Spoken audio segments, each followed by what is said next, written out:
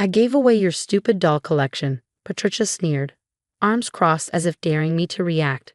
They were just gathering dust. The words hit like a slap. My childhood bedroom stood hollow, shelves stripped bare, each empty space a ghost of 20 years of care and dedication. Those dolls weren't just a collection. They were my history, my joy. And now they were gone. They were taking up space, she added with a shrug, her smirk more cutting than any insult. At least now some underprivileged kids will actually play with them. I forced my voice steady. Those weren't toys, Patricia. They were collectibles. Some of them museum grade. She waved a manicured hand dismissively. You're too old for dolls. I did you a favor. A favor, like the time she reorganized my kitchen or landscaped my garden without asking. But this wasn't just meddling. This was theft. Where did you take them? I asked, my grip on control slipping as my hands trembled. That charity shop on Mason Street. Her tone was as casual as if she were discussing the weather. They were thrilled. Thrilled, of course they were. Among those stupid dolls was an original 1968 Wild Lily, insured for $50,000, one of the many treasures she'd discarded. When did you do this? I pulled out my phone, hitting record. This morning. She leaned against the doorframe, inspecting her reflection. Had to make 3 trips in the SUV. Robert thinks it's about time you grew up, by the way. Robert, my husband. Always her ally. But he was out of town. Meaning this time, her actions were hers alone. I took a steadying breath and smiled. Thank you for letting me know where you took them. That'll make it easier. Her smirk faltered. Easier for what? Getting them back and pressing charges for theft. Her laugh was shrill, forced. Don't be ridiculous. They were just sitting here, wasting space in my house asterisk. Your house? I turned to face her fully. This is my childhood home, Patricia. The one my parents left to me. You and Robert live here because I let you, remember. Her face paled. I continued pulling up photos and documentation on my phone. Every piece was cataloged and insured, including this one. I held up an image of the Wild Lily. It's worth $50,000. Her mouth opened, then shut. That's impossible. I showed her the authentication papers. What's impossible is you thinking this wouldn't have consequences. She stammered, I was just trying to help. No, Patricia, I said quietly, but firmly. You were trying to control me, like always. But this time you went too far. I turned on my heel and walked out, my phone dialing the police. Behind me, Patricia's voice climbed in panic. Wait, I'll fix it. I'll get them back. But I didn't stop. As I sat in my car, calmly giving the dispatcher the details, I felt the weight of years of her manipulation lift. Patricia thought she was teaching me a lesson about growing up. Instead, she was finally learning one about respect. The police arrived within 20 minutes. I stayed in the living room, methodically organizing my documentation while 2 officers interviewed Patricia in the kitchen. Her voice grew increasingly shrill, throwing around phrases like family matter and misunderstanding. Officer Chen, a composed woman about my age, sat across from me, reviewing the insurance records and photographs. This is incredibly thorough, Mrs. Mitchell, she said, impressed. Do you have the security footage? I nodded, pulling it up on my phone. The timestamp clearly showed Patricia making multiple trips to her SUV, hauling boxes of my meticulously packed dolls. She even laughed on the phone during one trip, her smugness on full display. I've contacted the charity shop, I said. They confirmed she brought everything in this morning. Unfortunately, they've already sold a few items. They're checking their sales logs now. A crash from the kitchen interrupted us. Patricia had knocked over a chair, her indignation growing louder. I was helping her, she insisted. They were just gathering dust. This is absurd. Officer Chen raised an eyebrow. Has she done anything like this before? I opened a spreadsheet on my laptop. It's a pattern, I explained, showing her the detailed record. The unauthorized garden renovation, the time she gave away my mother's heirloom china, the endless rearranging of my home without permission. She has no respect for boundaries. Officer Chen murmured her approval of my record keeping. My phone buzzed with a message from Robert. Mom called me crying. What's going on? Why are the police at the house? Before I could reply, Patricia stormed into the living room, her composure unraveling. I just spoke to Robert, she announced triumphantly. He's coming home early to fix this. Mrs. Henderson, Officer Chen said, her tone firm. Please return to Officer Davis. We're not done with your statement. This is ridiculous, Patricia snapped. Emma's just being dramatic. She's always been jealous of my relationship with Robert. Possessive and immature. My jaw tightened. Is that why you gave away my collection? To teach me a lesson? They were turning this place into a museum.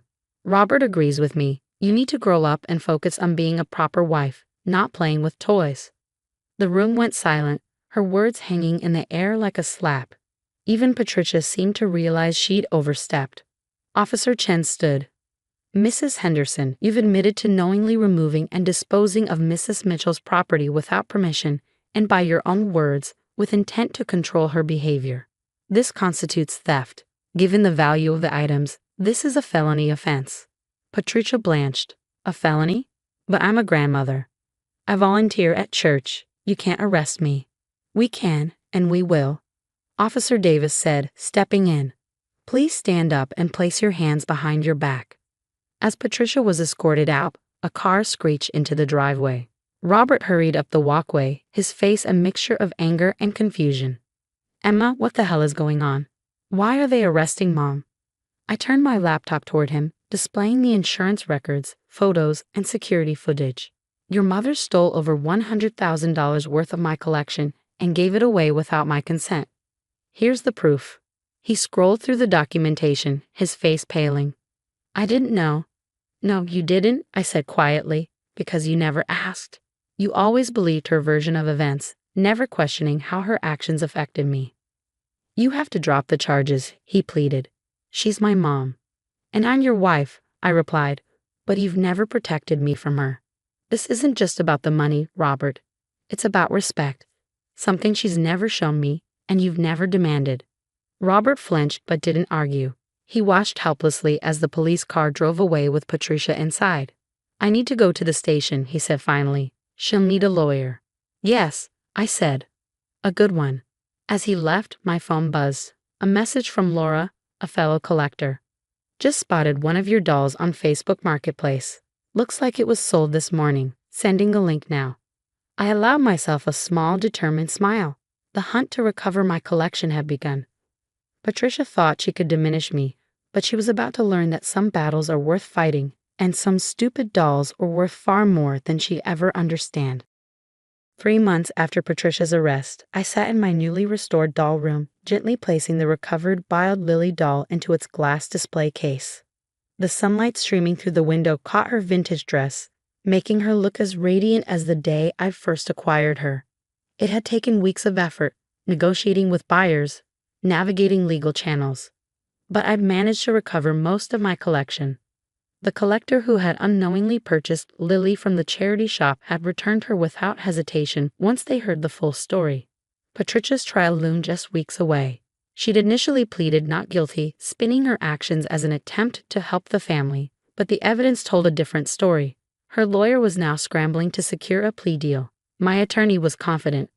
With the records you kept and the value of the missing items, she's looking at probation and restitution, he'd assured me. The judge was particularly impressed with your thorough documentation. Robert had moved out 2 weeks after the incident. He'd left a note, claiming he needed time to figure things out. The irony wasn't lost on me that he needed clarity only after his mother faced consequences, not during the years she bulldozed over boundaries with his silent approval. The doorbell rang, breaking me out of my thoughts. Checking the security camera, I saw Patricia on the porch. Her appearance startled me.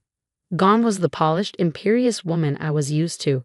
Her perfectly styled hair was unkempt, her designer wardrobe replaced by a simple sweater and jeans. For a moment, I debated not answering, but curiosity got the better of me. I opened the door. Emma, she said quietly, her voice devoid of its usual edge. Can we talk? I led her into the living room, noticing how her gaze flickered toward the doll room, now fully restored. She flinched, her composure faltering as she took in the sight of the carefully arranged displays. I've been in therapy, she began, twisting her hands in her lap. It's part of the pre-trial intervention program. And I owe you an apology. I said nothing, waiting. She took a deep breath, her voice trembling. I didn't see you. Not really. I saw you as a threat, someone taking Robert away from me. Everything you loved, everything that made you unique, I treated like it didn't matter. I told myself I was helping, but I was just trying to control you. Yes, you were, I said, my voice steady. Tears welled in her eyes. The therapist helped me see why I acted that way, but understanding it doesn't excuse it. I'm so sorry, Emma, for everything. For a long moment, I studied her face. The usual manipulative glint was absent, replaced by something resembling genuine remorse. Thank you for apologizing, I said finally. But an apology doesn't erase what you did. You destroyed something precious to me because you didn't respect me or my boundaries. I know, she whispered. Robert left me too. He said he needs to figure out who he is, away from my influence. Her lips curved into a small, bittersweet smile. I guess I'm learning about consequences the hard way. I stood and walked toward the doll room. Patricia hesitated before following, her steps tentative. Gesturing to the displays, I said, "This collection represents years of my life. Every piece has a story. But you never cared to ask about any of them. You dismissed them because they didn't matter to you." Patricia's tears fell freely now. "I'd like to hear those stories someday, if you're willing to share." "Maybe," I replied, "but first we need to get through the trial. Restitution is just the start. Trust takes time to rebuild." After Patricia left, I returned to the doll room, surrounded by the collection I had fought so hard to reclaim. Each piece wasn't just a reminder of what I loved. It was a symbol of resilience, boundaries, and self-respect. Later that evening, Robert called, asking to meet for coffee. I agreed, not out of hope but out of closure. Whether he'd learned anything about respect and accountability remained to be seen. Either way, I knew who I was now. I knew what I deserved. No one would ever make me feel small again. I reached for Lily, smoothing her tiny vintage dress. "We've both been through a lot," I said softly, smiling at her. "But we're right where we belong." Patricia had tried to teach me a lesson about growing up. Instead, she'd learned one about respect, boundaries, and the true value of the things she dismissed as worthless. And that was worth more than any collectible in my display case.